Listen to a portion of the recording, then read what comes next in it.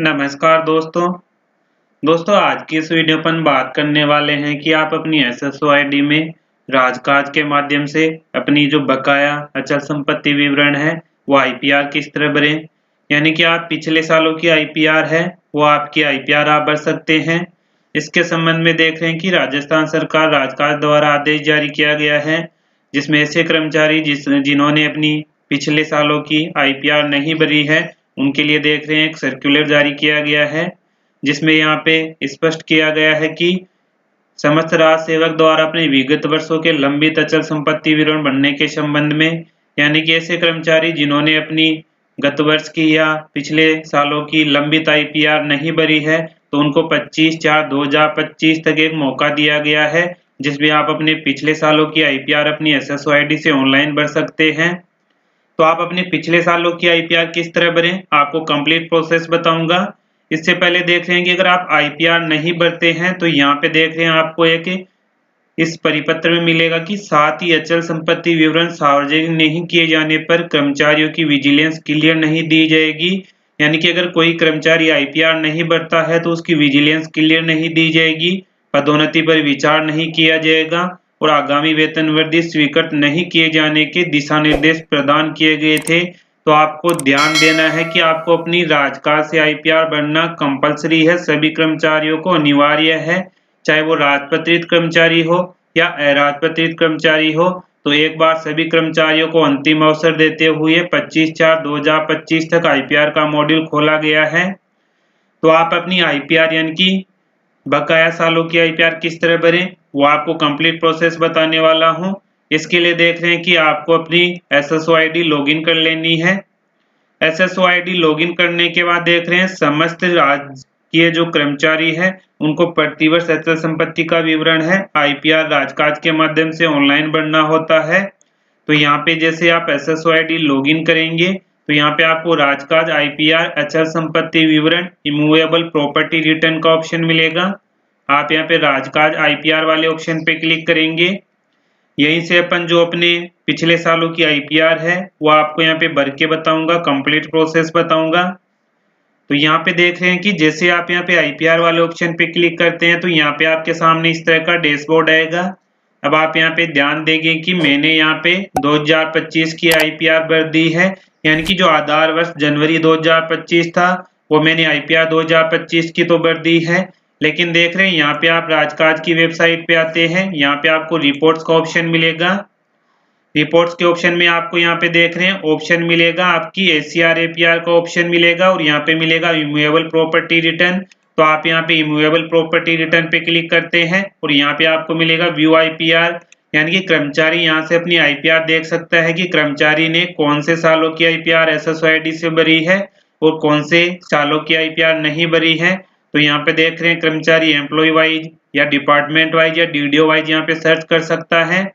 तो मैं यहाँ पे मेरी एम्प्लॉय आईडी डालूंगा।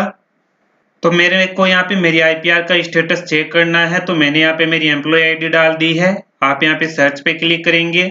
जैसे आप यहाँ पे सर्च पे क्लिक करेंगे तो यहाँ पे देख रहे हैं मेरा नेम आएगा, यानी कि कर्मचारी का नेम मिलेगा, कर्मचारी का डेजिग्नेशन मिलेगा, कर्मचारी की एम्प्लॉय आईडी और करंट डिपार्टमेंट और डीडीओ कोड मिलेगा। अब जैसे आप नीचे जाते हैं तो यहाँ पे देख रहे हैं ये, यानी कि मैं यहाँ पे राजपत्रित कर्मचारी हूँ, तो यहाँ पे देख रहे हैं मैंने 2021 की आईपीआर यहाँ पे भर दी है, 2022 की भी भर दी थी। लेकिन यहाँ पे देख रहे हैं कि 2023 की आईपीआर मेरे द्वारा नहीं भरी गई थी। यहाँ पे 2024 और 25 की आईपीआर भी मैंने भर दी है। तो यहाँ पे मेरे द्वारा जो 2023 की आईपीआर नहीं भरी गई थी वो आपको अभी एसएसओ आईडी में आईपीआर मॉड्यूल के माध्यम से भर के बताऊंगा, क्योंकि पिछले सालों की आईपीआर भरने के लिए मॉड्यूल यहाँ पे ओपन किया गया है। इसी तरह देख रहे हैं यहाँ पे आप डाउनलोड पे क्लिक करके अपनी आईपीआर की पीडीएफ यहाँ से डाउनलोड कर सकते हैं। तो यहाँ से देख रहे हैं आपको राजकाज की वेबसाइट पे रिपोर्ट का ऑप्शन मिलेगा।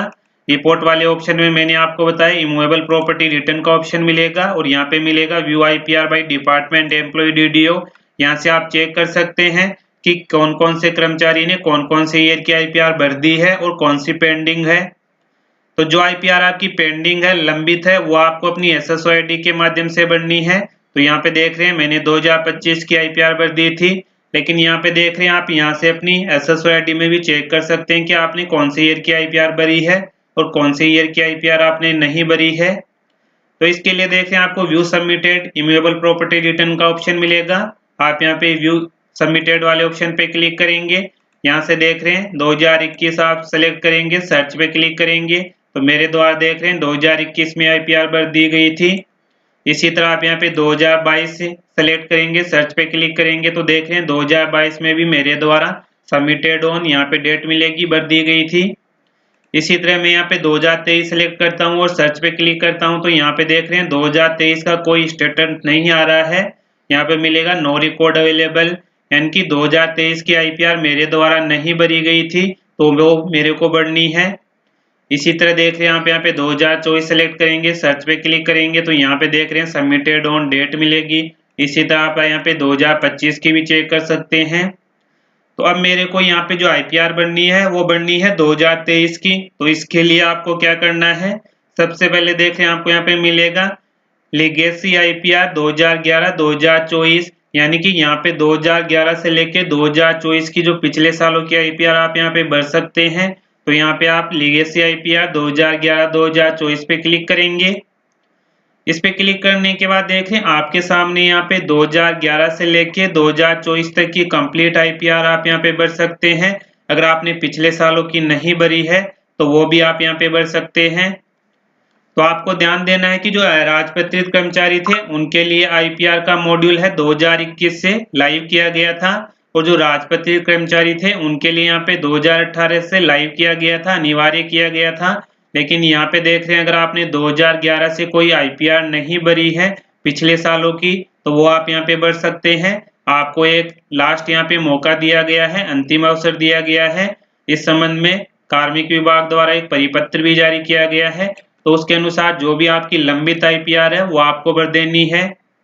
अगर आप IPR नहीं भरेंगे तो मैंने आपको परिपत्र में यहाँ पे दिखा दिया है कि आपकी विजिलेंस पे विचार नहीं किया जाएगा, आपकी वेतन वृद्धि पे विचार नहीं किया जाएगा, तो आपको IPR कंपलसरी यहाँ पे भरना जरूरी है। तो यहाँ पे देख रहे हैं मेरे केस में यहाँ पे मैंने 2021, 22 और 24 की IPR भरी हुई थी। यहाँ पे देख रहे हैं 2023 की IPR नहीं भरी हुई है, यहाँ पे मिलेगा पेंडिंग। तो मेरे को यहाँ पे 2023 की IPR भरनी है, और जो IPR आपने भर दी है उनके सामने आपको सबमिटेड का ऑप्शन मिलेगा। जैसे आप यहाँ पे सबमिटेड वाले ऑप्शन पे क्लिक करते हैं तो भरी हुई IPR का प्रिंट आप यहाँ पे PDF आपको मिलेगा। अब आपको यहाँ पे पिछले सालों की लंबित IPR भरने के लिए देख रहे हैं जिस भी ईयर की आप IPR भरेंगे आपको यहाँ पे ईयर मिलेगा। ईयर के नाम सामने आपको देख रहे हैं यहाँ पे मिलेगा टाइप 3 मोर करेक्टर, यानी कि आपको यहाँ पे अपनी अपॉइंटिंग डिपार्टमेंट यहाँ पे सर्च करना है। तो अपॉइंटिंग डिपार्टमेंट सर्च करने के लिए आप यहाँ पे देख रहे हैं आपको यहाँ पे जो लेंस का ऑप्शन आ रहा है, आप यहाँ पे इस लेंस वाले ऑप्शन पे क्लिक करेंगे। मैं आपको यहाँ पे 2023 की जो पेंडिंग IPR है वो आपको यहाँ पे भर के दिखा रहा हूँ। आप यहाँ पे अपने ईयर के अकॉर्डिंग अन्य ईयर की भी आप यहाँ पे लंबित IPR भर सकते हैं। तो इसके लिए देखें अपॉइंटिंग डिपार्टमेंट सेलेक्ट करने के लिए आप यहाँ पे लेंस वाले ऑप्शन पे क्लिक करेंगे। इस पे क्लिक करने के बाद देख रहे हैं आपको सभी डिपार्टमेंट मिलेंगे, आपको यहाँ पे सर्च का ऑप्शन भी मिलेगा। अब जो भी आपका डिपार्टमेंट है आप यहाँ पे सर्च करेंगे।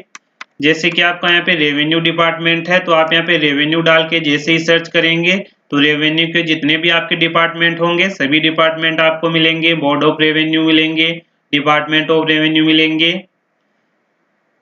तो यहाँ पे आपका जो डिपार्टमेंट है वो एडमिन वाला आपको यहाँ पे सेलेक्ट करना है। अगर आपका डिपार्टमेंट देखें मेडिकल है तो आप यहाँ पे मेडिकल डाल के सर्च करेंगे तो आपको यहाँ पे मेडिकल डिपार्टमेंट मिलेगा, डिपार्टमेंट ऑफ मेडिकल एजुकेशन मिलेगा। इसी तरह देख रहे हैं कि आपका डिपार्टमेंट अगर एजुकेशन है तो आप यहाँ पे सेकेंडरी डाल के जैसे ही सर्च करेंगे तो यहाँ पे देख रहे हैं आपको सेकेंडरी एजुकेशन डिपार्टमेंट मिलेगा, यानी कि जो भी डिपार्टमेंट है वो आपको यहाँ पे मिल जाएगा। तो मेरा यहाँ पे जो डिपार्टमेंट है स्कूल एजुकेशन है, यहाँ पे देख रहे हैं सर्च में आप स्कूल एजुकेशन डालेंगे तो आपका डिपार्टमेंट मिलेगा, अपॉइंटिंग डिपार्टमेंट आपको मिलेगा school education department admin department आप यहाँ से सेलेक्ट करेंगे। ओके पे क्लिक करेंगे तो यहाँ पे देख रहे हैं आपका अपॉइंटिंग डिपार्टमेंट आ चुका है। अब आपको यहाँ पे पोस्टेड डिपार्टमेंट सेलेक्ट करना है, तो पोस्टेड डिपार्टमेंट भी देख रहे हैं आप यहाँ पे लेंस वाले पे क्लिक करेंगे। इसके बाद देख रहे हैं जो भी आपका यहाँ पे पोस्टेड डिपार्टमेंट है वो आपको यहाँ पे सर्च करना है। जैसे आप यहाँ पे पोस्टेड डिपार्टमेंट सर्च करते हैं तो देख रहे हैं आपको यहाँ पे अपना डिपार्टमेंट मिलेगा। आप यहाँ पे चेक बॉक्स पे क्लिक करेंगे, ओके पे क्लिक करेंगे। उसके बाद देख रहे हैं अपन ने यहाँ पे appointing department, posted department select कर लिया है। अब अपन को कैडर सेलेक्ट करना है, तो इसके लिए सेम प्रोसेस है। आप लेंस वाले ऑप्शन पे क्लिक करेंगे। यहाँ पे देख रहे हैं, अब आपको ध्यान देना है कि आपका कैडर है, अगर आपका स्टेट सर्विस का है तो आप यहाँ पे स्टेट सर्विस डालेंगे, अगर आपका सबऑर्डिनेट का है तो आप यहाँ पे सबऑर्डिनेट डालेंगे, अगर आपका यहाँ पे मिनिस्ट्रियल एम्प्लॉय का डिपार्टमेंट है तो आप यहाँ पे मिनिस्ट्रियल एम्प्लॉय डालेंगे, यानी कि जो भी आपका डिपार्टमेंट है उसके अनुसार आपको यहाँ पे डालना है। तो यहाँ पे आपको सभी जो आपके कैडर हैं उसके अनुसार आपको कैडर मिलेगा। तो यहाँ से आप देख रहे हैं अपना कैडर सेलेक्ट कर लेंगे।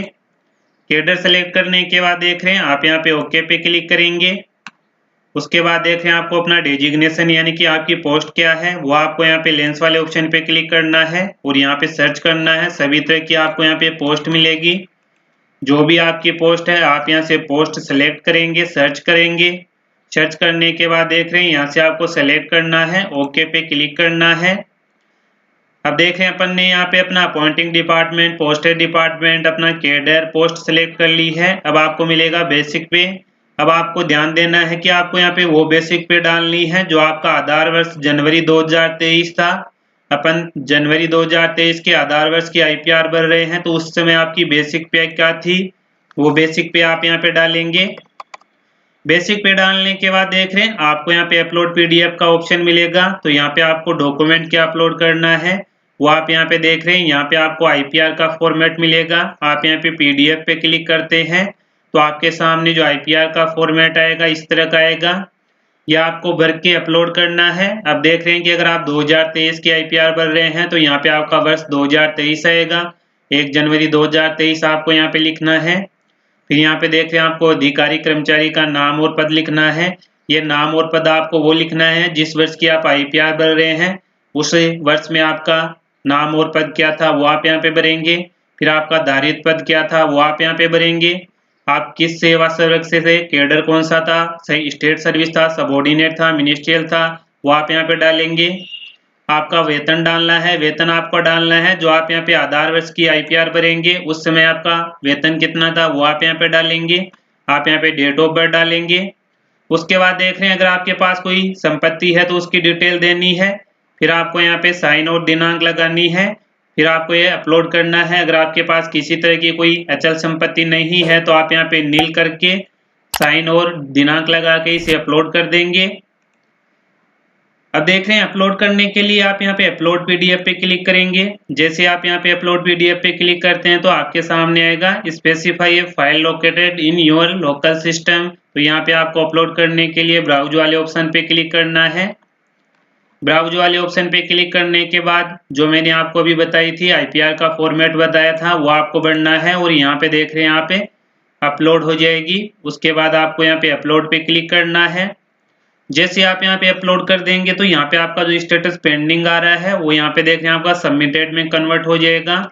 तो जैसे आप यहाँ पे अपलोड पे क्लिक करते हैं, अपलोड पे क्लिक करने के बाद आप यहाँ पे देख रहे हैं कि अपनी 2023 की जो पन्ने बकाया वर्ष था उसके पन्ने आईपीआर भरी है। जो यहाँ पे पेंडिंग आ रहा था वो आपको यहाँ पे सबमिटेड मिलेगा।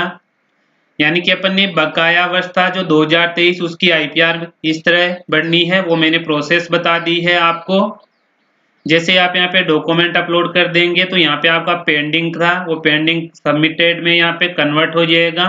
तो इस तरह आपको बकाया वर्ष 2011 से लेके 2024 तक जो भी आपको आईपीआर बननी है अपनी राजकाज के माध्यम से वो इस तरह भर देंगे। कंप्लीट डिटेल मैंने आपको बता दी है। बस आपको यहाँ पे अपना appointing department, posted department, cadre, designation basic पे और यहाँ पे जो आप फाइल अपलोड करेंगे वो आपको यहाँ पे मिलेगी। ये आपको फिलअप करके यहाँ अपलोड कर देंगे। जैसे अपलोड कर देंगे तो आपकी यहाँ पे जो बकाया वर्ष की आईपीआर थी वो यहाँ पे भर जाएगी। अब देख रहे हैं आपने यहाँ पे आईपीआर तो भर दी है लेकिन आपने यहाँ पे मान लो कि कोई गलत डॉक्यूमेंट अपलोड कर दिया है तो इसके लिए देख रहे हैं आपको यहाँ पे डिलीट का ऑप्शन मिलेगा। जैसे आप यहाँ पे डिलीट वाले ऑप्शन पे क्लिक करते हैं तो ये आपको कंफर्म करवाएगा कि आप वास्तव में इसे डिलीट करना चाहते हैं। तो आप इसे डिलीट करके फिर से अपनी बकाया वर्ष की आईपीआर जो आपकी डेट दे रखी है 25 अप्रैल 2025 तक आपको बकाया वर्ष की जो भी आईपीआर थी वो आप अपनी एसएसओआईडी में राजकाज सॉफ्टवेयर के माध्यम से भर सकते हैं। कंप्लीट डिटेल मैंने आपको बता दी है कि आप राजकाज के माध्यम से अपनी बकाया पिछले वर्षों की आईपीआर किस तरह भरें। आपको अंतिम अवसर दिया गया है 25 अप्रैल तक। तो आज की इस वीडियो में यही अपडेट थी कि आप अपनी बकाया आईपीआर पिछले सालों की किस तरह भरें। फिर भी आपको आईपीआर बनने से किसी तरह की कोई समस्या हो तो आप कमेंट बॉक्स में कमेंट जरूर करें। तो आज की इस वीडियो में इतना ही, फिर मिलते हैं नई वीडियो के साथ। तब तक के लिए जय हिंद जय भारत।